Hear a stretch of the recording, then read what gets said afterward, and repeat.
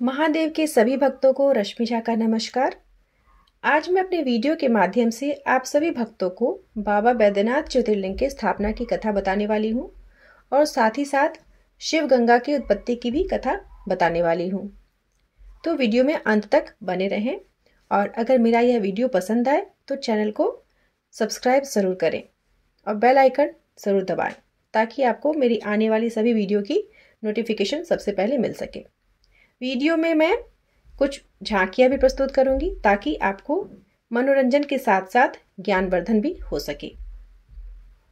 तो चलिए शुरू करते हैं कुछ झांकियों के साथ साथ बाबा बैद्यनाथ ज्योतिर्लिंग के स्थापना की कथा।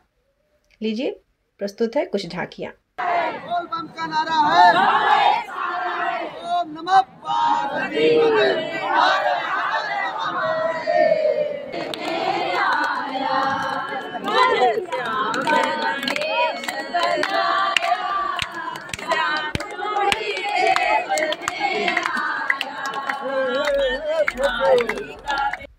बैद्यनाथ धाम, जिसे बाबा धाम के नाम से भी जाना जाता है, झारखंड के देवघर में स्थित एक अत्यंत पावन तीर्थ स्थल है।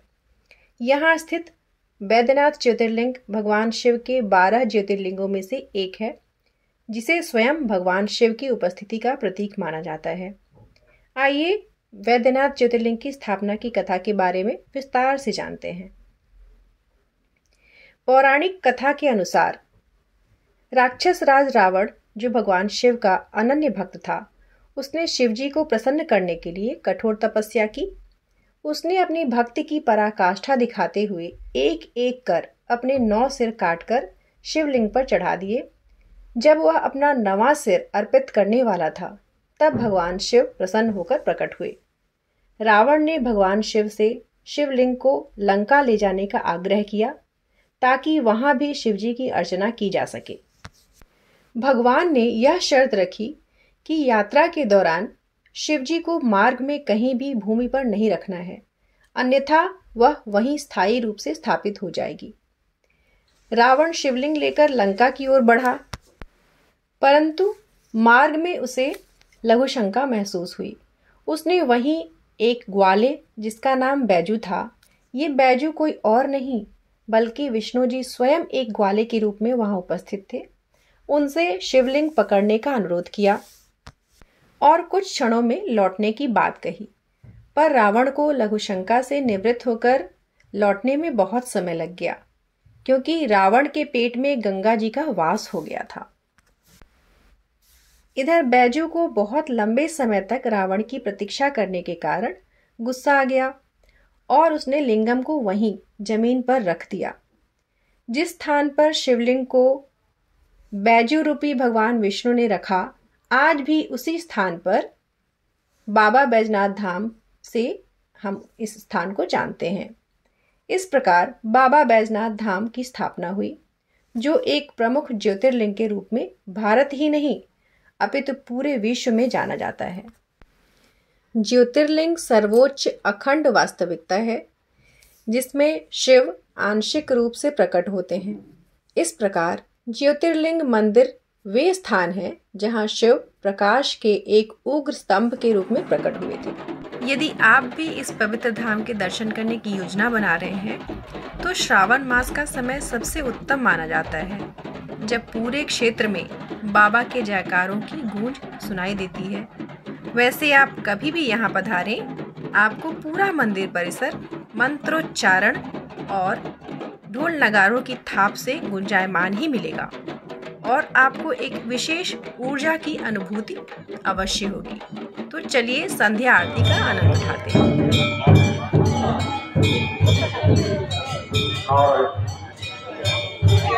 आरती लेकर अपने धक्का मुक्की नहीं करेंगे, अपने सामानों के साथ स्वयं करेंगे।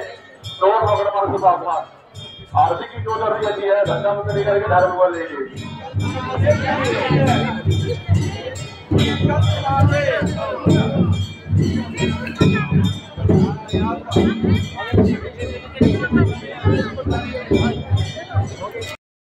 बैद्यनाथ धाम सिर्फ शिव के ज्योतिर्लिंग के लिए प्रसिद्ध नहीं है, बल्कि यह स्थान भगवान शिव और माता पार्वती के विवाह स्थल के रूप में भी माना जाता है। इसी कारण यहाँ विवाह बंधन को भी विशेष रूप से शुभ और अटूट माना जाता है। आइए इसका एक उदाहरण मंदिर प्रांगण में हो रहे विवाह की एक झलक देखते हैं।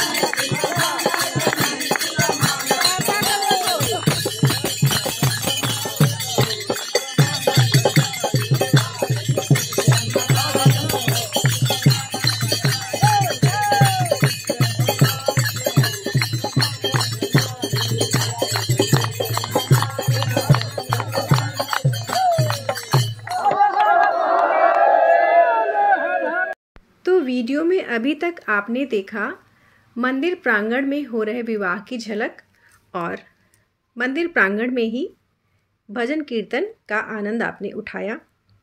तो अब चलिए जानते हैं शिव गंगा सरोवर की उत्पत्ति की कथा।